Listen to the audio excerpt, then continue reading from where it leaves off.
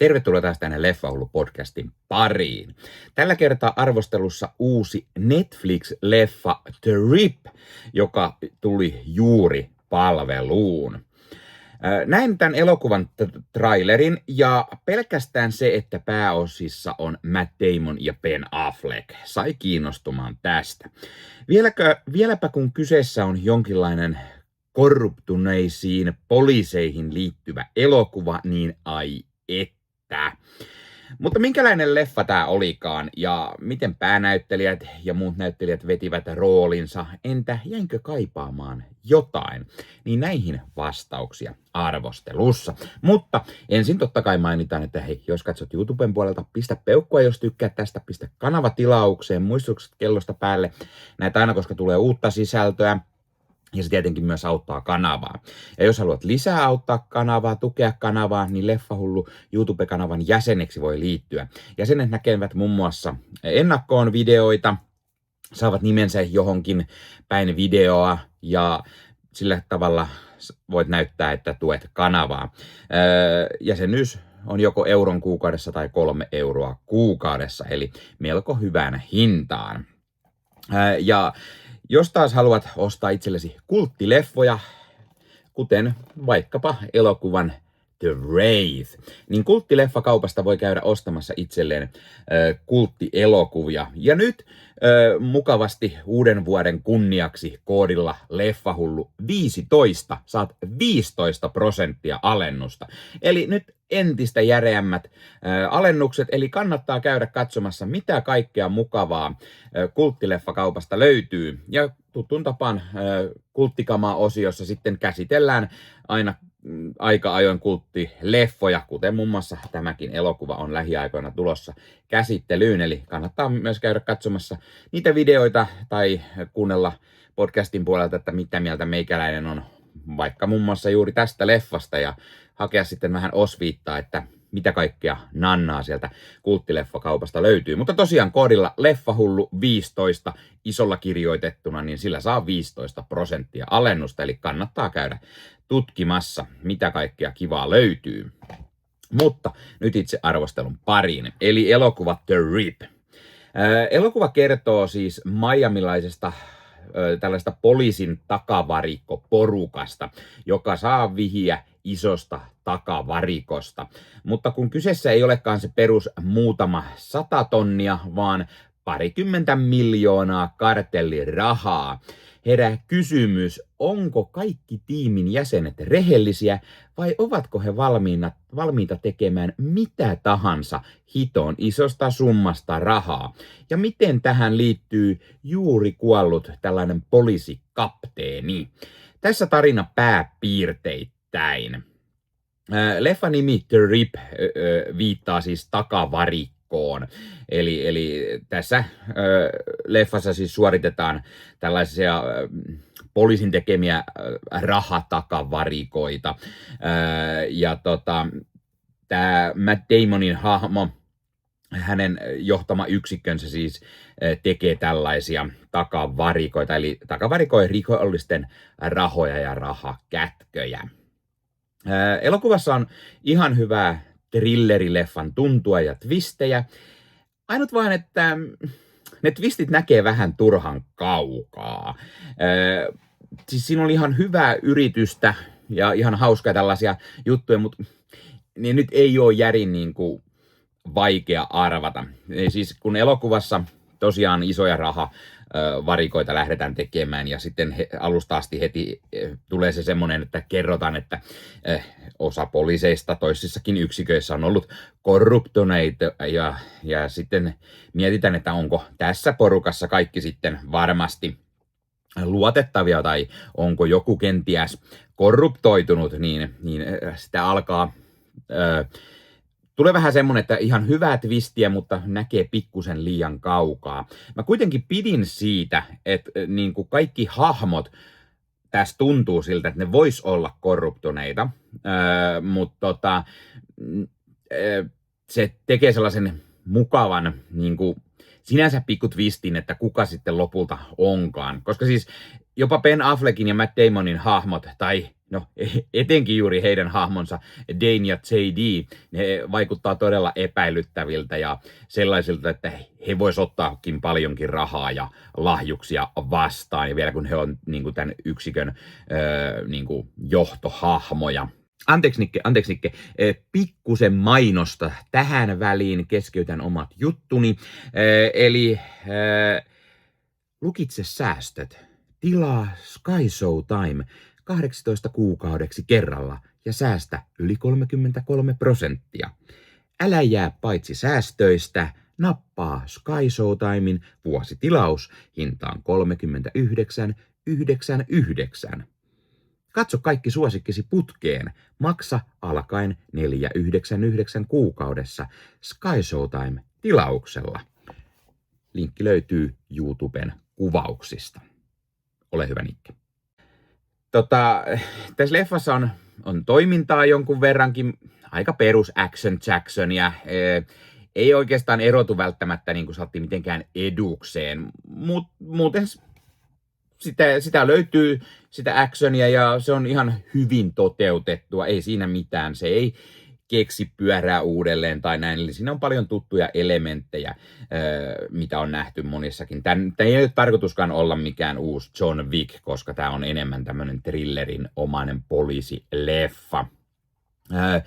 Mun tuli tästä elokuvasta mieleen Bad Boys-leffat, jossain määrin vähän Denis Villeneuven Sicario-elokuva ja pikkusen ehkä Training Day sekä sitten Narc-leffa, joka itse asiassa onkin tämän saman ohjaajan eli Joe Carnahanin leffa. No puhutaan sitten vähän näyttelijöistä. Eli tässä on useampi tuttu naama. Eli kuten sanottu, pääosissa Ben Affleck ja Matt Damon. Sen lisäksi nähdään muun muassa Steven Yeun, Teyana Taylor, jälleen Teyana Taylori leffassa. Ihan just katsoin sen One Battle After Anotherin, niin taas Teyana Tayloria mukana. Sitten on Catalina Sandino Moreno, ja nämä näyttelijät onkin tämä takavarikkoja tekevä poliisiyksikkö TNT. It's a TNT, dynamite. Ja mun mielestä kaikki vetää hyvin näistä näyttelijöistä. Ihan ehdottomasti parasta anti on Affleck ja Damon. Muut jää pikkusen etäiseksi ja vähän yhdentekeviksi hahmoiksi. Sen lisäksi me nähdään tässä Sasha Galle, joka näyttelee tämmöistä Desiä, nuorta naista, jonka isoäidin kotiin tämä yksikkö sitten tekee tämän ratsian. Sen lisäksi nähdään muun muassa Kyle Chandler, joka on tämmöinen DEA-agentti Mateo. Scott Adkins, joka näyttelee tämän Affleckin hahmon Jadin veliä, joka työskentelee FBI:ssa. Lisäksi nähdään muun muassa Nestor Carbonell ja Lina Esko. Ja näistä ehdottomasti Sasha Gallen tämä Desi tulee ihan hyvin esille, sekä sitten Kyle Chandler ja Chandleri mukavassa roolissa tämmöisenä DEA-agenttina. Täytyy sanoa, että Ben Affleck ja Matt Damoni katselee aina mielellään yhdessä, siis on tosi toimiva kompo. Näistä kahdesta Matt Damonin hahmo on vähän paremmin tässä esillä ja on se keskeisempi hahmo. Joo, Affleck saa myös kunnolla ruutuaikaa, varmasti ihan yhtä paljonkin, mutta jää ehkä pikkusen vähemmälle huomiolle ja pikkaisen sivummalle, mutta toimii myös todella hyvin. Vähän jäi harmittaa se, että niin kuin Damonin ja Affleckin hahmoilla on tämmöinen pieni taustatarina tässä, mutta muut hahmot jää aika etäisiksi ja heille ei oikeastaan semmoista niin kuin mitään taustaa anneta. He vaan kuuluu tähän ryhmään ja he on poliiseja, joten niin kuin, mitään sen isompaa ei ole. Et periaatteessa juuri Damonin ja Affleckin hahmoille annetaan niin kuin taustaa ja annetaan sitten ehkä se epäilys, että olisiko he jostain syystä sitten juuri nämä korruptoituneet kytät tässä. Ja muita sitten taas ei rakenneta tarpeeksi, mun mielestä se on vähän sääli. Anteeksi Nikke taas, minä keskeytän täällä omat höpinäni, se on mainosnikke taas täällä ja aika ottaa pientä mainosta väliin. Haluatko ostaa itsellesi kuulokkeet?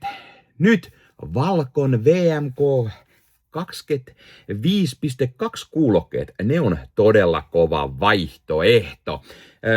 Voit käydä itsellesi ostamassa edulliset Valkon kuulokkeet, kotimaista laatua, ja voit käydä ostamassa ne Valkon sivuilta. Linkki löytyy YouTuben jakson kuvauksesta ja tuotteen arvostelua myös kanavalla lähiaikoina.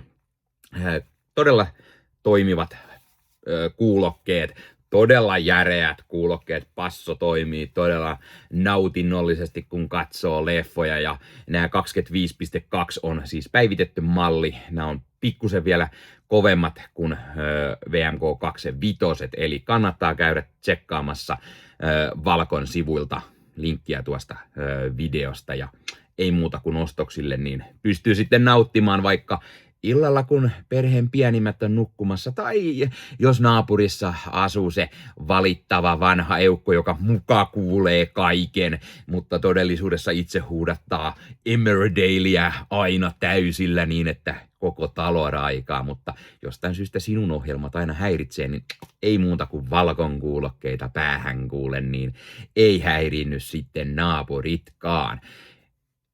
Ole hyvä, Nikke, jatka vaan. Tämän elokuvan on siis ohjannut Joe Carnahan, kuten mä sanoin jo hetki sitten, ja hän on myös kirjoittanut tämän leffan yhdessä Michael McGraylen kanssa. Ja tämä perustuu tositapahtumiin ja Chris Cassianon tekemään tämmöisen kaikkien aikojen isompaan Miamin poliisin tekemään takavarikkoon. Eli ihan tositapahtumiin tämä leffa perustuu. Joe Carnahanin aiempaa tuotantoon kuuluu semmoisia leffoja, mitä meikäläinenkin on useamman nähnyt. Esimerkiksi just tämä Narc, niin kuin mä mainitsin. Sen lisäksi Smoking Aces, tämä The A-Team, se uusi 2010 vuodelta se leffa. The Grey, eli Liam Neesonin tämä susileffa. Ja sitten muutaman vuoden takainen, vai onko se jo 5 vuotta takainen, tämä Cop Shop-elokuva. Eli paljon tämmöistä poliisityylistä leffaa löytyy häneltä. Ja ihan hyvin toimii. Mä jäin ehkä kaipaamaan kuitenkin niin kuin yleisesti semmoista niin kuin toimivampaa leffaa. Twiste, jota ei näe ihan ennalta, ja jotain, niin kuin mitä me ei olla nähty jo monet kerrat. Siis tämä on ihan ok perusleffa. Se viihdyttää ja mä voin suositella tätä, mutta se ei oikeastaan tee mitään, mitä ei olisi jo aiemmin nähty. Mutta se tekee silti kaiken ihan hyvin. Eli tämä ei ole semmoinen perus suoratoisto action-huttu, joka unohtaa heti katsottua, vaan tämä on enemmänkin semmoinen leffateatterileffa, joka nyt vaan ei tullut teattereihin, vaan suoraan Netflixiin. Se on heidän omaa tuotantoa tai heidän ostama elokuva. Arvosanaksi mä antaisin tällaisen 7,5/10. Eli mä viihdyin tämän parissa. Tässä oli ihan hyvää, mutta silti tämä ei ole hirveän omaperäinen tai keksi mitään uutta, joten siinä mielessä ehkä hieman pettymys, jos näin voi sanoa. Tämä oli kuitenkin meikäläisen tämän vuoden odotetuimpien leffojen joukossa. Tai no, siinä mielessä, että mua kiinnosti tämä kuitenkin, joten pienoinen pettymys sinänsä, mutta ehdottomasti suosittelen. Kannattaa käydä katsoa Netflixistä. Jos ei muuten, niin ihan Damonin ja Affleckin takia he vetää tosi hyvin. Tai jos oot vaikka Steven Yeun fani. Hei, laita kommentteja. Ootko sä nähnyt tämän leffan? Mitä mieltä sä oot, jos oot nähnyt? Tykkäsit et? Miksi et? Mitä mieltä oot ohjaaja Carnahanista? Mikä on sun suosikki elokuva häneltä? Entä mitä mieltä oot Matt Damonista, Ben Affleckista? Mitkä on sun suosikki leffoja heiltä? Laita kommentteja. Ja muista ottaa Leffahullu somekanavat haltuun ja ei muuta kuin ensi kertaa. Moro!